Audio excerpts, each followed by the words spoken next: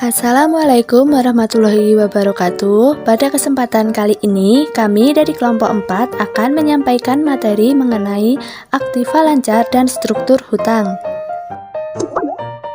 Sebelumnya, perkenalkan anggota kelompok kami yang pertama yaitu Nadifa Cindy Ramadhani, NIM 218, Suliarti Kristi Rowlandari, NIM 230, Risa Ayu Agustin, NIM 237, dan MN Fuadi Azaki, NIM 241. Yang pertama yaitu mengenai aktiva lancar. Nah, apa sih itu aktiva lancar?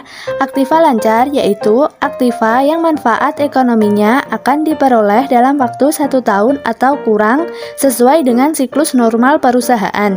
Jadi, aktiva lancar adalah uang kas atau aktiva lain yang diharapkan dapat dicairkan menjadi uang tunai dalam periode berikutnya atau paling lama 1 tahun. Selanjutnya yaitu jenis-jenis aktiva lancar.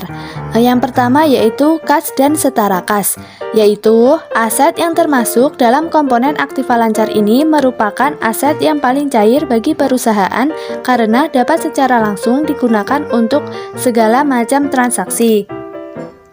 Yang kedua yaitu surat-surat berharga. Surat-surat berharga dapat berupa saham, obligasi, atau surat-surat berharga lain yang dimiliki perusahaan bertujuan untuk memutarkan kelebihan uang tunai yang tidak ditujukan untuk investasi jangka panjang. Yang ketiga yaitu piutang. Piutang adalah dana perusahaan pada perorangan atau perusahaan lainnya sebagai konsekuensi penjualan dalam bentuk kredit atau pinjaman. Yang keempat yaitu penyisihan piutang ragu-ragu. Penyisihan piutang ragu-ragu adalah sejumlah dana yang disisihkan untuk mengantisipasi kemungkinan gagal bayar oleh konsumen perusahaan.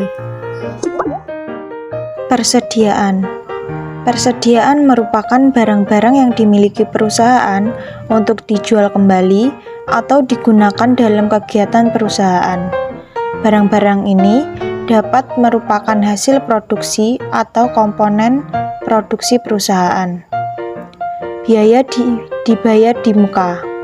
Komponen ini merupakan salah satu bentuk pengeluaran yang telah dibayar perusahaan kepada pemasok atau supplier perusahaan sebelum perusahaan menerima barang atau jasa tersebut. Struktur hutang. Hutang adalah kewajiban-kewajiban ekonomis dari perusahaan yang diakui dan diukur sesuai dengan prinsip-prinsip akuntansi yang lazim diterima. Dapat ditambahkan bahwa hutang diukur menurut jumlah yang ditetapkan dalam transaksi pertukaran yang bersangkutan. Biasanya sebesar jumlah yang akan dibayar, namun kadang-kadang memuat nilai yang telah didiskontokan. Macam-macam hutang. Yang pertama, hutang jangka pendek, yaitu hutang yang jadwal pembayarannya tidak lebih dari 1 tahun. Yang kedua, hutang jangka menengah. Pada jenis hutang ini, biasanya pembayaran hutang dilunasi pada saat aktiva yang dibiayai dengan hutang tersebut tidak lagi diperlukan. Akan tetapi, pembayaran biasanya juga dilakukan secara berkala. Yang ketiga, hutang jangka panjang. Pada umumnya, hutang jangka panjang mempunyai waktu sekitar lebih dari 5 tahun. Bahkan ada yang beranggapan bahwa hutang ini mempunyai jangka waktu 10 tahun. Hutang jangka panjang mempunyai kaitan dengan struktur modal. Apabila perusahaan meminjam dana dan mengembalikannya dalam jangka waktu yang relatif lama, maka pinjaman atau hutang tersebut akan menjadi bagian dari struktur modal perusahaan. Pertimbangan dalam keputusan hutang. Semakin lama pinjaman atau hutang, maka semakin aman perusahaan karena semakin kecil menanggung resiko kebangkrutan. Akan tetapi, biaya bunganya akan semakin besar. Semakin besar kemungkinan dalam memperpanjang jangka waktu hutang, maka akan semakin besar biaya perpanjangan yang harus dikeluarkan dan kemungkinan akan menanggung resiko kebangkrutan. Selanjutnya adalah struktur jangka waktu pendanaan pendekatan hedging. adalah strategi pembiayaan setiap aktiva dengan jangka yang kurang lebih sama dengan jangka waktu perputaran aktiva tersebut menjadi kas. Pendekatan ini berdasarkan pada matching principle yang menyatakan bahwa sumber dana hendaknya disesuaikan dengan berapa lama dana tersebut diperlukan. Tujuan dari manajemen hutang. Tujuan dari manajemen hutang ialah untuk menjamin bahwa perusahaan memiliki kecukupan kas, yaitu kesanggupan untuk memenuhi kebutuhan-kebutuhan kas bagi setiap tujuan yang penting bagi kesatuan keuangan jangka pendek dan jangka panjang dari perusahaan. Perencanaan hutang. Kelangsungan hidup dan pertumbuhan jangka panjang dari perusahaan mengharuskan adanya perencanaan struktur hutang dan modal yang berhubungan sehingga dana tersedia pada saat diperlukan dan dengan biaya yang diperbandingkan dapat diterima. Resiko dari hutang yang berlebihan. Dalam mempertimbangkan pembiayaan jangka panjang, yang dimaksud adalah struktur dari hutang jangka panjang dan modal sendiri. Mungkin tujuan dari eksekutif keuangan adalah mengatur bagian-bagian keuangan sedemikian rupa sehingga para pemegang saham, para pemilik akan menerima manfaat ekonomis yang maksimum selama jangka yang lebih panjang. Yang selanjutnya adalah penilaian terhadap hutang obligasi. Adapun yang dimaksud dengan penilaian terhadap hutang obligasi, jika terdapat perbedaan yang penting dalam biaya bunga, tergantung dari penelitian kualitas yang diberikan kepada surat berharga hutang oleh 3 lembaga penilaian. Dan ini merupakan suatu pertimbangan penting dalam memilih limit-limit hutang secara keseluruhan.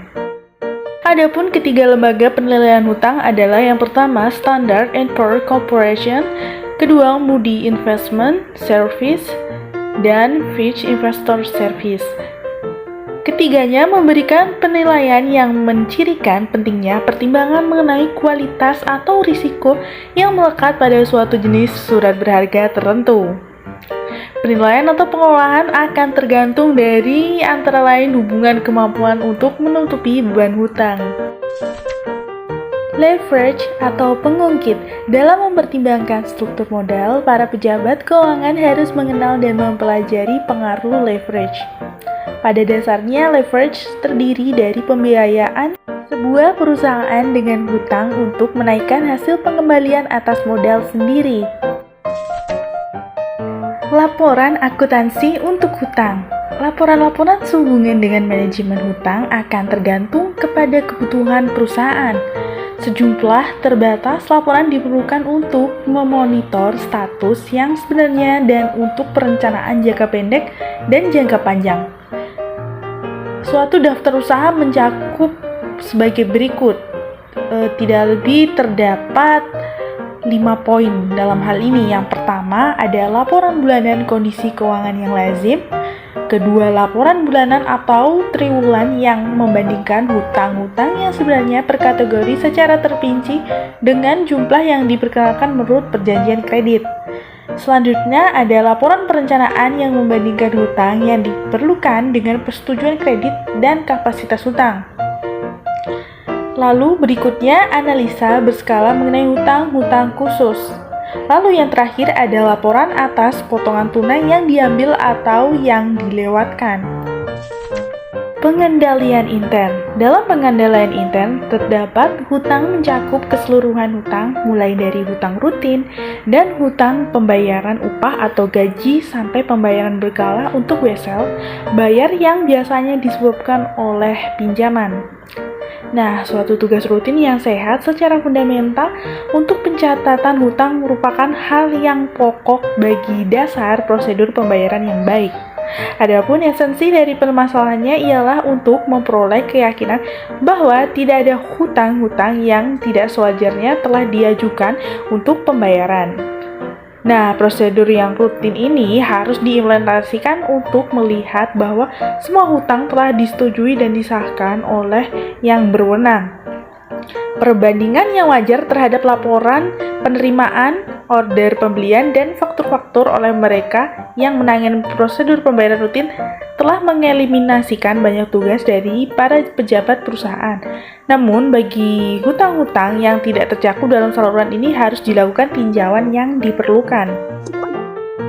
Sekian pemaparan materi dari kelompok kami. Mohon maaf sebesar-besarnya jika ada kurang lebihnya. Wassalamualaikum warahmatullahi wabarakatuh.